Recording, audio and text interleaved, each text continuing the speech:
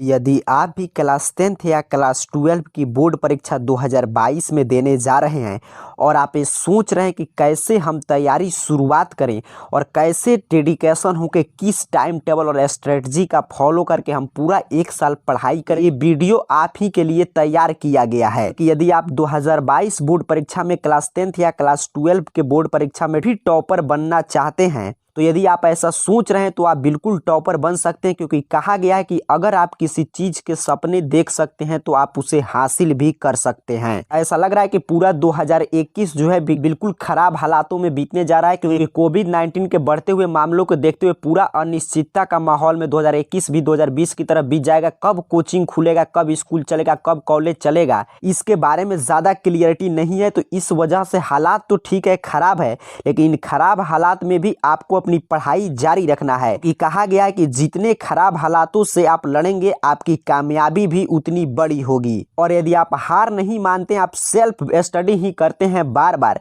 कोई भी क्वेश्चन आपको समझ में नहीं आता है बट उसको बार बार रिवीजन करते हैं और उसको समझने का प्रयास करते हैं, तो एक दिन ऐसा आएगा जिस दिन न सिर्फ आप उस क्वेश्चन को आप खुद से बनाइएगा बल्कि दूसरों को आप सिखा भी सकते हैं। और उसके साथ साथ आपका जो सपना है 2022 बोर्ड परीक्षा में क्लास 10th क्लास 12 में टॉपर बनना, उसको भी पूरा कर सकते हैं। क्योंकि कहा गया है कभी हार न मानने की आदत ही एक दिन जीतने की आदत बन जाती है। चलिए शुरुआत करते हैं स्ट्रेटजी से कि आपको क्लास 10th और क्लास 12 के बोर्ड परीक्षा के लिए क्या क्या चीज पहले से अरेंज करके रखना है, ताकि आपको फिर दोबारा कुछ मार्केट में खोजने जाना नहीं पड़े और पूरा एक साल आप अपना आराम से अस्थायी रूप से पढ़ाई कर सकें। सबसे पहला महत्वपूर्ण चीज आपको चाहिए टेक्स्ट बुक। यदि आप क्लास 10th के स्टूडेंट हैं तो आपको क्लास 10th में जितना सब्जेक्ट आपको पढ़ना है उस सभी का ओरिजिनल टेक्स्ट बुक चाहिए।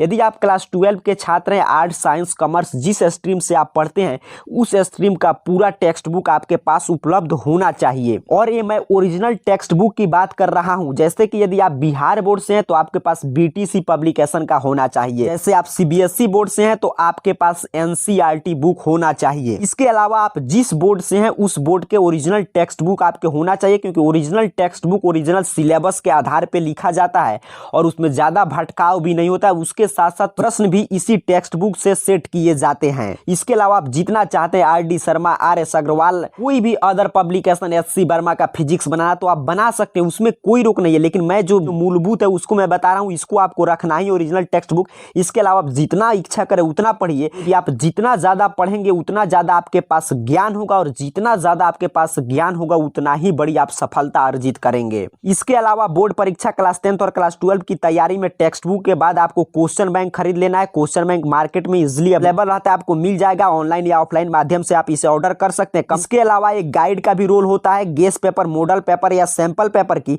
बट अभी आपको सिर्फ टेक्स्ट बुक और क्वेश्चन बैंक पढ़ना, इन सब पे आपको फोकस नहीं करना है, क्योंकि ये सिर्फ रिवीजन करने के लिए बनते हैं। और इसको आप सितंबर, अक्टूबर, नवंबर, दिसंबर से भी पढ़ सकते हैं, क्योंकि इसमें कुछ नहीं रहता है, इसमें सिर्फ रिवीजन आप कीजिएगा अपने टेक्स्ट बुक का। अभी आपके पास पर्याप्त समय, आपको टॉपर बनना है, अच्छा कुछ करना है तो आपको सिर्फ टेक्स्ट बुक और क्वेश्चन बैंक, यही दो बुक आपके लिए जरूरी है। आगे हम चर्चा करेंगे कि आपको कैसे पढ़ना है। सभी बुक को अरेंज करने के बाद आपको एक स्वस्थ टाइम टेबल अपने लिए तैयार करना है। टाइम टेबल बड़ा जरूरी होता है। टाइम टेबल आपको बताएगा कि आप कितना समय का सदुपयोग कर रहे हैं। 24 घंटा आपको मिला है तो उस 24 घंटा में कितना समय आप बर्बाद कर रहे हैं, इसका सारा हिसाब टाइम टेबल के माध्यम से रहेगा।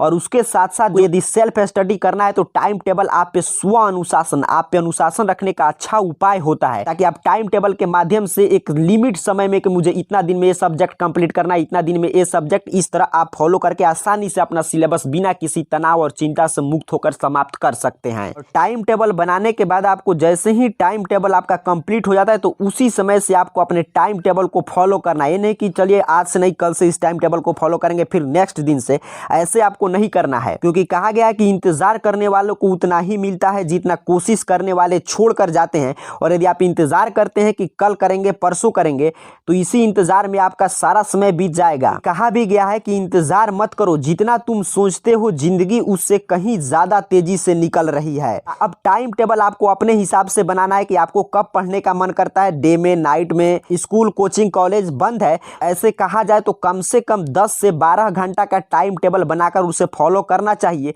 या कितना भी कम आप पढ़ते हैं तब भी जब स्कूल, कोचिंग, कॉलेज बंद है तो 7 से 8 घंटा तो आपको पढ़ना ही चाहिए।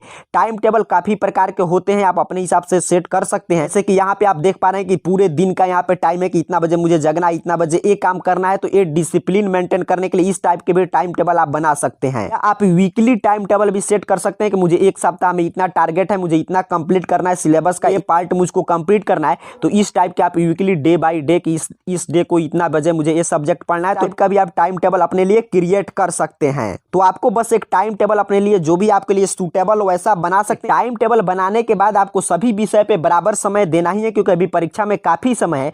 लेकिन उसके साथ साथ आपको एक चीज़ जो मैं हमेशा आपको सजेस्ट करते आया हूँ कि आपको क्या करना है, टेक्स्ट बुक अपना पढ़ना है। और एक चैप्टर जैसे ही आप पढ़ लिए, उस चैप्टर से जितने प्रश्न क्वेश्चन बैंक में पूछे गए हैं, प्रीवियस ईयर क्वेश्चन बैंक 2011 से लेकर 2021 तक, उन सभी प्रश्नों को सॉल्व करना यही होता है सबसे बेस्ट पढ़ने का तरीका। फिर से मैं रिपीट कर दे रहा हूँ, आपको क्या करना है, टेक्स्ट बुक से कोई चैप्टर किसी भी विषय का आप समाप्त किए, उस चैप्टर से जितने प्रश्न प्रीवियस ईयर में 5 साल 6 साल में पीछे पूछे गए, उन सभी सब्जेक्टिव ऑब्जेक्टिव प्रश्नों को खुद से स्वयं से बनाने का अभ्यास आपको कर लेना है। इस तरह यदि आप पढ़ते हैं तो आपके अंदर एक सकारात्मक विचार उत्पन्न होगा और उसके साथ साथ आपका कॉन्फिडेंस लेवल भी धीरे धीरे हाई होते जाएगा कि हाँ, मैं सही दिशा में पढ़ रहा हूं और मैं जो पढ़ रहा हूं वहां से प्रश्न भी परीक्षा में आ रहा है। और उसके साथ साथ आपके अंदर सबसे अच्छा हैबिट कि नोट्स आप कैसे बनाते हैं, तो नोट्स बनाने का हैबिट भी विकसित होगा कि आप कैसे पढ़ रहे हैं, पढ़ने के बाद उस चैप्टर के कैसे किस रूप में परीक्षा में प्रश्न पूछा जा रहा है। इस दो बात की यदि आपको अंदाजा हो जाए तो उसी हिसाब से आप अपने लिए एक अच्छा नोट्स भी जरूर बनाते चलें, ताकि वो नोट्स एग्जाम टाइम में आपको रिवीजन करने में काफी मददगार साबित होगा। इसके साथ साथ जब school coaching college offline classes बंद रहता है तो सबसे जरूरी होता है स्व अनुशासन, अर्थात कि आप खुद से खुद पे अनुशासित रहकर पढ़ाई करें, क्योंकि भटकाव की स्थिति ज्यादा होगी।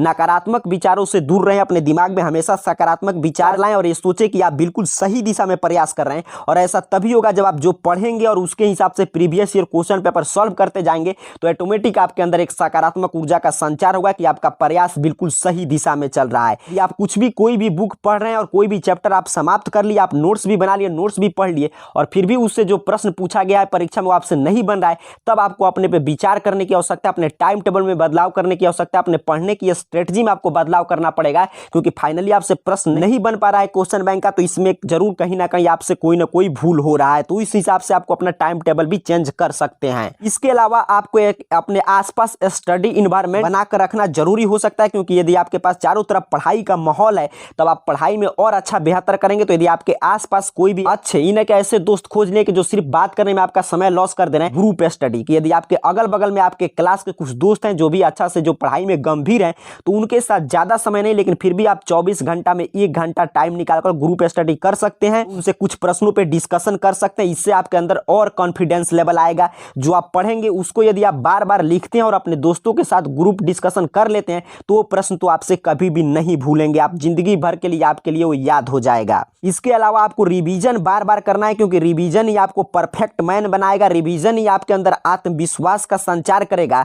और यभी से आप पढ़ेंगे और बार बार रिवीजन करेंगे तभी आप परीक्षा तक उसे याद रख पाएंगे। तो आपको रिवीजन बार बार करते रहना है, उसके साथ साथ हार्डवर्क भी करना है, क्योंकि आप जितना ज्यादा पढ़ेंगे, मैंने बताया, उतना ही बड़ा आप सफलता अर्जित कर सकते हैं।